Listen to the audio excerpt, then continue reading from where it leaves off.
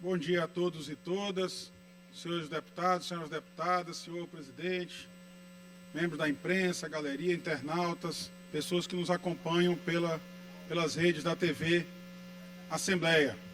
Venho a essa tribuna, senhor presidente, caro deputado Júlio Mendonça, senhores deputados, senhoras deputadas, para questionar alguns resultados do nosso censo 2022. Foi publicado no finalzinho do ano passado. O Tribunal de Contas da União, inclusive, incorporou esse resultado para a redistribuição de recursos do Fundo de Participação dos Municípios, deputado Júnior Cascaria. Depois, foi-se ao Supremo Tribunal Federal para suspender essa distribuição de recursos até que o IBGE se posicionasse de forma definitiva acerca do censo.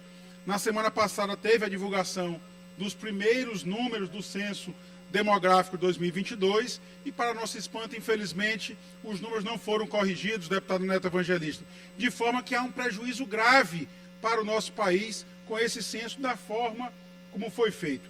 E para isso, deputado Júlio Mendonça, a gente precisa rememorar, revivar a nossa memória, saber como foi feito esse censo 2022. Por regra, esse censo deveria ter ocorrido no ano de 2020. 2020 foi o ano da pandemia. Não era possível realizar o censo naquele ano. Portanto, teve que ser adiado para o ano de 2021. E, infelizmente, eis aqui mais uma herança maldita do governo Bolsonaro. Em 2021, quando toda a população brasileira, quando todo o povo do Maranhão, e assim como também dos outros 25 estados e também do Distrito Federal, aguardavam a realização do censo, o governo federal informa que não tinha destinado recursos suficientes para a realização do censo demográfico, causando enormes prejuízos para o desenvolvimento do nosso país, e especialmente também do nosso estado. Foi necessário que os governadores, incluindo o nosso governador do Maranhão, então governador Flávio Dino, fosse ao Supremo para exigir do governo federal que fosse realizado o censo demográfico. Mas, infelizmente, como menino birrento que é, o então presidente Jair Bolsonaro determinou a realização de um censo mal feito, sem planejamento, sem programação, sem recursos suficientes para a realização de um censo correto. E eis, então, as distorções dos números. Deputado Neto Evangelista, para nosso espanto, deputado Ariston, pega o exemplo do município de Afonso Cunha.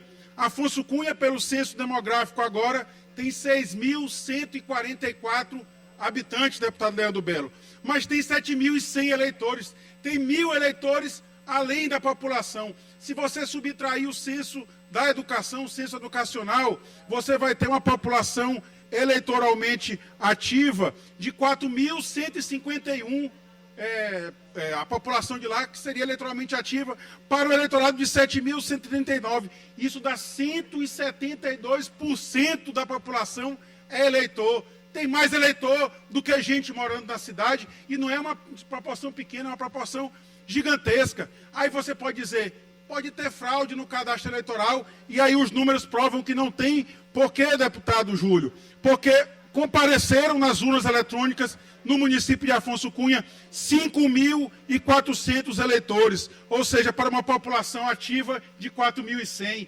4.100 são os moradores, mas 5.400 foram votar. Isso dá 131% da população. E assim Afonso Cunha, em Presidente Médici, em Central do Maranhão, em Tufilândia, Porto Rico, Presidente Vargas.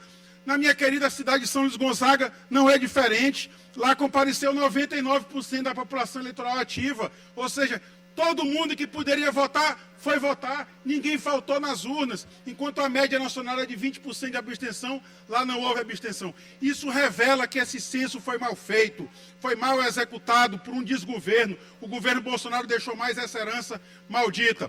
Para nossa felicidade, para amenizar o prejuízo, o presidente Lula sancionou há pouco uma lei, a Lei Complementar 198 de 2023, que ameniza o impacto disso na distribuição dos recursos para o FPM. Para que a população nos entenda, e isso é necessário que seja dito, isso repercute em todas as áreas, repercute inclusive na educação.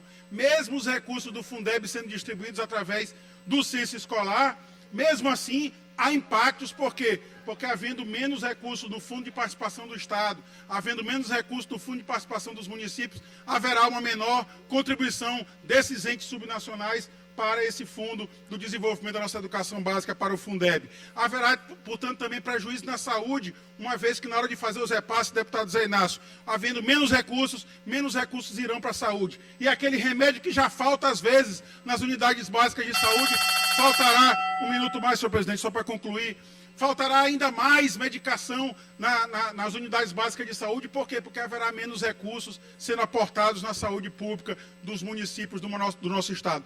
Portanto, essa é mais uma herança maldita deixada pelo ex-presidente Jair Bolsonaro, deputado Zé Inácio. Graças a Deus e ao povo do Brasil, nós elegemos o presidente Lula. Está sendo amenizado o impacto desse censo demográfico no âmbito das finanças públicas, mas esse prejuízo ainda é enorme.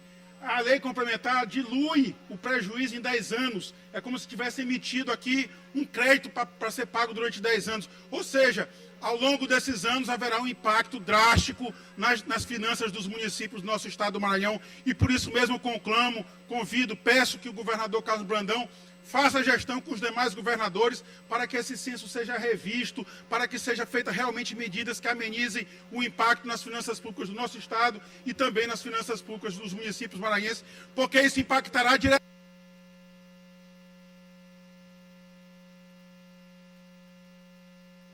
Então isso impactará diretamente na vida do povo do Maranhão e por isso mesmo a gente pede que haja uma revisão desse censo demográfico, que infelizmente já está causando prejuízo para o nosso povo, para a gestão dos municípios e especialmente para a nossa população. Muito obrigado.